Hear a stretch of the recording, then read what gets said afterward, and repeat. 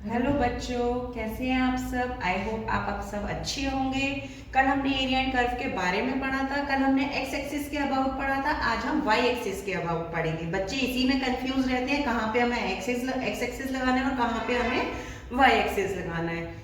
जैसे कि हमारा स्टेटमेंट दिया हुआ है, the area bounded by the curve x equals to f y, the y axis and the axis of y equals to c and y equals to d is given by c से d x का mod d by. Mod लगाया है इसलिए क्योंकि area हमेशा positive होता है, कभी भी नेगेटिव नहीं होता है। एंड c से d f y is equals is d y, क्योंकि x equals to f y दिया हुआ है। एफ वाई क्या है? कर्व है y एक्सिस के अबाउट। और डी वाई वहां पे क्या है? छोटी सी हमने स्ट्रिप ली है जिससे हम एरिया फाइंड करेंगे। उसकी मल्टीप्लाई हम कर्व से करेंगे तो हम पूरे कर्व की लिमिट के अंदर एरिया निकाल पाएंगे। यहाँ पे हम इंटीग्रेशन इसीलिए कर रहे हैं, हम दिखा रहे हैं इंटीग्रेशन हिंदी में बोलते हैं समाकलन, कि हमने सी से डी तक का एरिया पूरा समा लिया, एक साथ पूरा हम बताने जा रहे हैं उसके बारे में।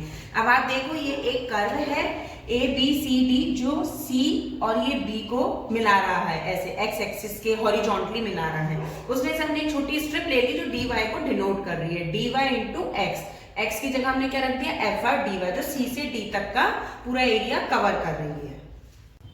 इसी के ऊपर अब हम एक क्वेश्चन देखेंगे। देखो, find the area of the region bounded by the curve y square equals to 2y minus का x and the y axis.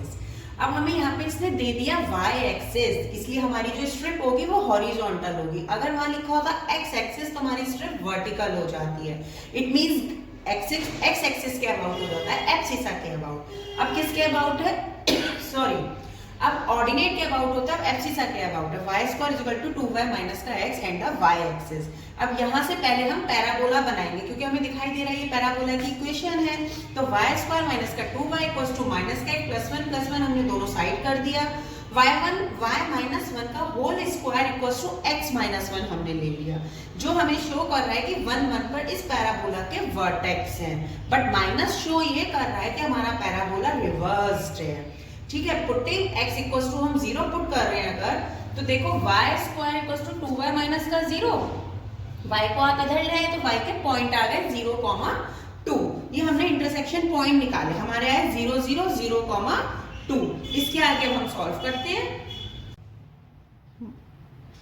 अब हम आगे देखेंगे, हमारे इंटरसेक्शन पॉइंट आ गए y इक्वल्स टू 0,2। अब हम एरिया निकालेंगे 0 से 2 के, क्योंकि y एक्सिस पे हम देख रहे हैं 0 से 2 तक हमारा जा रहा है, क्योंकि इंटरसेक्शन पॉइंट ही है। तो इनके बीच का हम एरिया निकालेंगे। हमने एक पतली स्ट्रिप ले ली है जिसकी लेंथ x है और एरिया क्या है? dy, जो हमने एक छोटा एरिया लिया है dy, उसको मल्टीप्लाई कर रहे हैं x लेंथ से। ठीक है, ये इसकी विड्थ हो गई, ये इसकी लेंथ हो गई, दोनों की मल्टीप्लाई कर रहे हैं। लेकिन हमें x क्या दिया था? 2y माइनस का y स्क्वायर, वो हमने यहाँ रख दिया। 0 से 2 के बीच में इसे हमने इंटीग्रेट कर दिया। तो इंटीग्रेट करने के बाद y स्क्वायर अपॉन 2 से 2 कैंसिल हो गया, माइनस y स्क्वायर का y क्यूब अपॉन 3, क्योंकि +1 पावर होती है पावर में भी और अपॉन में भी। अब हम इसकी लिमिट रख रहे हैं, पहले अपर लिमिट रखेंगे 2 का स्क्वायर, फिर हमने लोअर लिमिट रखी -0, ये माइनस एज इट इज, फिर हमने अपर लिमिट रखी 2 का क्यूब अपॉन 3 -0। इसे सॉल्व करा तो 4 माइनस 8/3 एलसीएम लेंगे तो 4/3 स्क्वायर यूनिट्स हमारा इसका आंसर हो गया।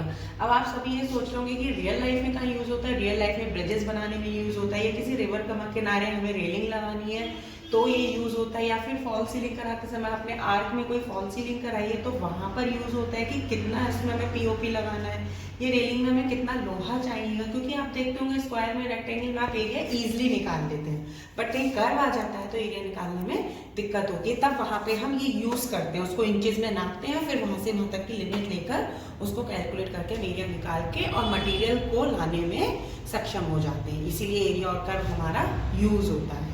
Okay, thank you, bye bye.